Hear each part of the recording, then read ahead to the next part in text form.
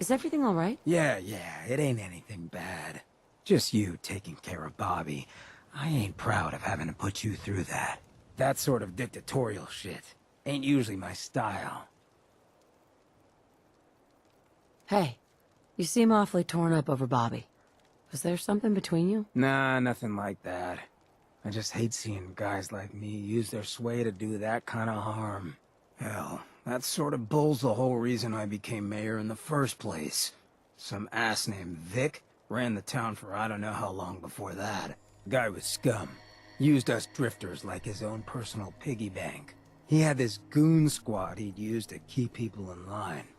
Every so often he'd let them off the leash, go blow off some steam on the populace at large. Folks with homes could lock their doors, but us drifters, we got it bad. There was one night, some drifter said something to them. They cracked him open like a can of cram on the pavement, and we all just stood there, did nothing.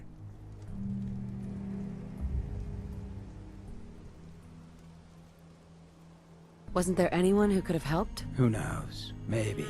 Honestly, we were all so terrified we couldn't bring ourselves to move until it was over, let alone get help. I felt like less than nothing. Afterwards, I got so high, I blacked out completely. When I finally came to, I was on the floor of the old state house, right in front of the clothes of John Hancock. John Hancock, first American hoodlum and defender of the people. I might have still been high, but those clothes spoke to me, told me what I needed to do. I smashed the case, put them on, started a new life as Hancock. After that, I went clean for a bit, got organized, convinced Cleo to loan me some hardware, got a crew of drifters together and headed out into the ruins, started training. Next time Vic's boys went on their tear, we'd be ready for them.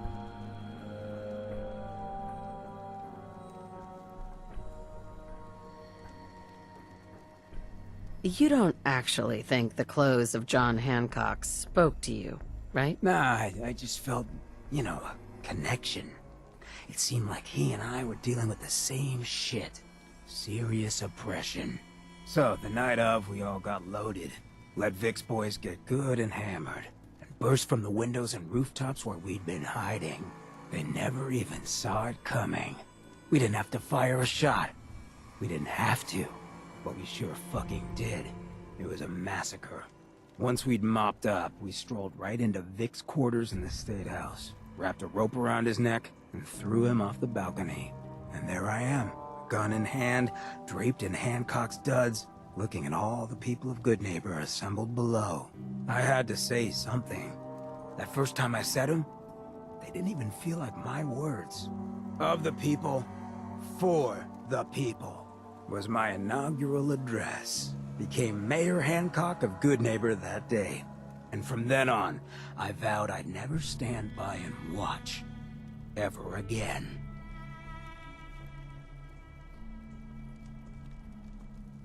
And you're never going to have to. We'll take care of the Commonwealth together. Good. I just hope you get where I was coming from. I ain't out to bring harm to anyone that didn't earn it. Though I'm getting the distinct idea you got the same plan. Well, you probably heard enough of me running my mouth for one day. Wanna get moving? Hey. To think I ever doubted you. Oh yeah? What kind of doubts? You kidding me? You look like you'd fallen out of the vault that day. I thought I'd see you picking your teeth out of the gutter by sunup. It's just real rare these days. Find someone who's not willing to take things the way they're handed to them. Too many good folks not willing to get their hands dirty. And too many assholes taking advantage of it. Look at what happened to Diamond City. Before McDonough took over, it was a half-decent place to live. A little stricter than I usually go for, but not terrible. I thought he and I had a pretty happy childhood. But then he decides he's gonna try and get elected with his anti-ghoul crusade. Mankind for McDonough. Before you know it, you got families with kids lining up to drag folks they call neighbor out of their homes and throw them to the ruins. You and McDonough knew each other as kids? Oh yeah. Guy's my brother. Grew up together in a little shack on the waterfront. Guy was the standard big brother. Entitled, punchy, liked to shove rotten potatoes down my shirt and slap my back. But I never thought he'd be capable of something like what they did to those ghouls. Why did McDonough campaign against the ghouls? Because he thought he could win. There'd always been a pretty clear divide between the folks living in the stands and those down on the field.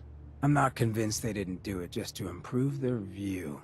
I remember storming into his office above the stands after the inauguration speech. He was just standing there, staring out the window, watching as the city turned on the ghouls.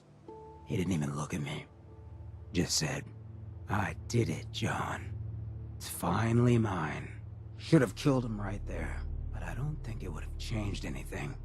Instead, I pleaded with him, begged him to call it off. He said he couldn't. He had nothing against the ghouls. He was just carrying out the will of the people. And he couldn't betray the voters. And then he smiled. That hideous fucking mile-long smile. He never smiled like that when we were kids. I didn't even recognize him.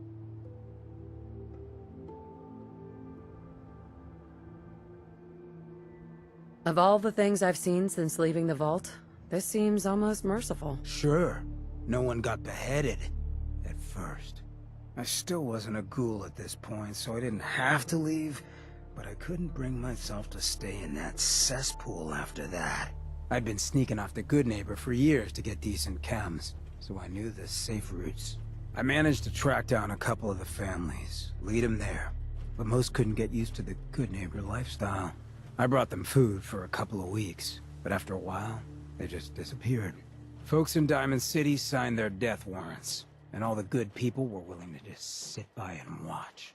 I felt like I was the only one who saw how screwed up things truly were, who couldn't just pretend things were fine.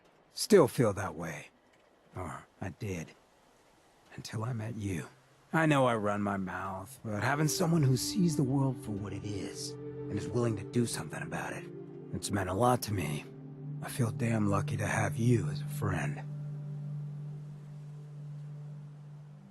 I feel exactly the same, Hancock. It's been a hell of a ride thus far.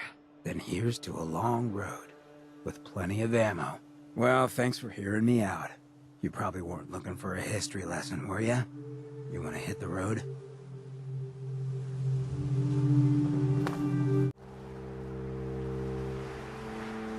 Is everything all right? Oh yeah, better than that. This is just... tricky. It's just...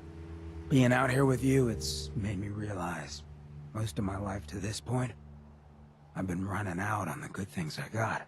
I skipped out on my family, my life in Diamond City, took up with you just to get out of Good Neighbor.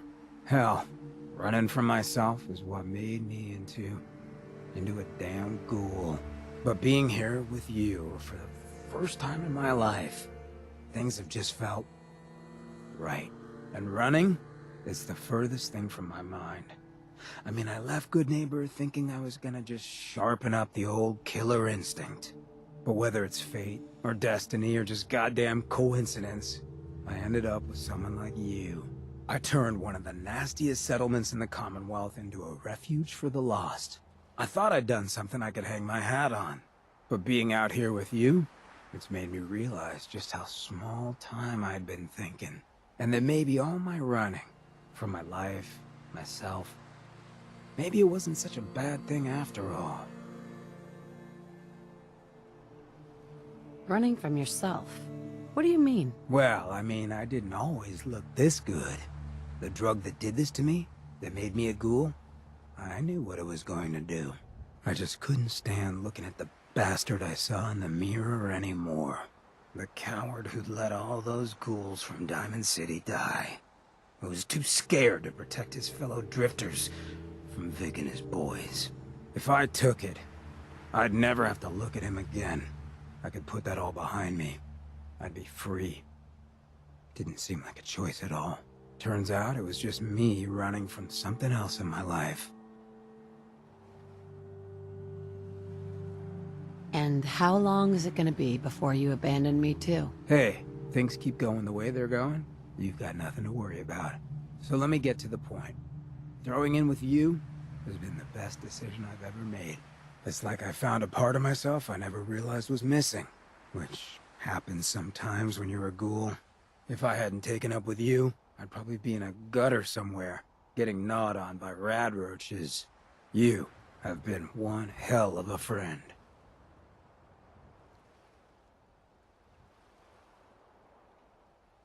Oh. That really means a lot to me. Thank you, Hancock. Just calling him like I see him. Well, I know I could stand to listen about how wonderful I am for the rest of my days, but it's probably worth us hitting the road. Thanks for hearing me out, friend.